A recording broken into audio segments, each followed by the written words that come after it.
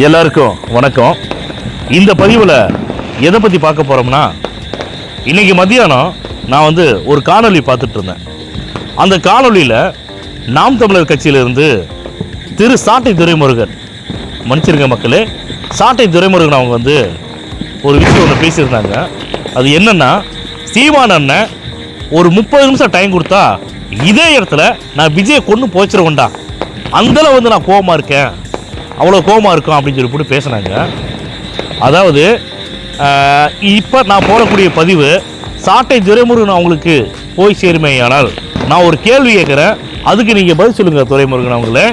நான் என்ன கேட்குறேன்னா, அதாவது நீங்கள் இப்போ விஜய் அவங்கள பார்த்து பேசின பேச்சுக்கு உங்களை கேவலமாக அசிங்கமாக கெட்ட கெட்ட வார்த்தையால் தமிழ் மொழியில் என்னென்ன வார்த்தையெல்லாம் இருக்குதோ அதை கண்டுபிடிச்சி உங்களை கெட்ட கெட்ட வார்த்தையால் திட்டணும்னு எனக்கு தோணுது. ஆனால் தளபதி விஜய் அவங்க என்ன சொல்லியிருக்காங்கன்னா, யார் நம்மளை கடுமையாக விமர்சனம் பண்ணாலும் சரி, யார் கெட்ட கெட்ட வார்த்தையால் பேசினாலும் சரி, தரம் தாழ்த்தி பேசினாலும் சரி, அவங்கள நீங்கள் கடுமையாக விமர்சனம் பண்ணக்கூடாது. தன்னடக்கத்தோட, அதாவது அவங்களுக்கு மரியாதை கொடுத்து நீங்கள் விமர்சனம் பண்ணணும் அப்படின்னு சொல்லி வச்சுருக்காங்க. அவர் சொன்ன அந்த வார்த்தையை கட்டுப்பட்டு உங்களை நான் ஒரு கேள்வி கேட்குறேன். இப்போ நீங்கள் சொன்னீங்களே விஜய் அவங்கள நான் இதே இடத்துல கொண்டு போச்சிடும் அப்படின்னு, அப்படி நீங்கள் கொண்டு புதைக்கணும்னு ஆசைப்பட்டீங்கன்னா உங்கள் தலைவர் சீமான் இருக்கார்ல, அவர்கிட்ட நீங்கள் கொண்டு புதைக்கணும். அதுக்கு காரணம் ஏங்கிறத நான் சொல்லிடுறேன். அதாவது 2010 அரசியல் கட்சி ஆரம்பித்து இப்போ 2025 முடிய போகுது, 2026 பிறக்க போகுது.